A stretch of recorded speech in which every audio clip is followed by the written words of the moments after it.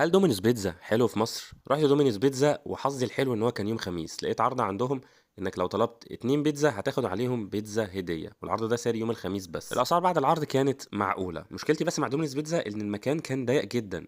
اي نعم، دومينوز بيتزا الفترة الأخيرة بدأ يتوسع ويفتح فروع أكتر، بس موضوع الفروع الصغيرة ده اللي ما فيهاش مكان للقعدة ما بيبقاش حلو كخروجة.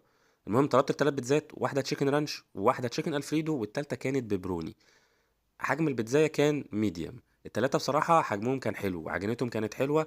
عندهم زي فرن كده، يعني ايه، ما بيسيبش الموضوع عشوائي. المهم دخلت على اول واحدة، هي التشيكن رانش، شدتها بصراحة كانت حلوة، وصوص الرانش اللي كان فيها كان حلو جدا، يعني يقارن بأشهر بيتزا موجودة في مصر اللي مش هقول اسمها. وعجينة البيتزا كانت رفيعة وحلوة. حشوها برضو كان حلو. بعد كده دخلت على البيبروني كان حلو بس الصلصة كانت زايدة فيه حاجة بسيطة. تشيكن الفريدو برضو كانت شغالة. تمام، فدي مشكلتي مع دومينوز بيتزا. انتوا ليه ما بتفتحوش فروع كبيرة عشان نعرف نخرج فيها؟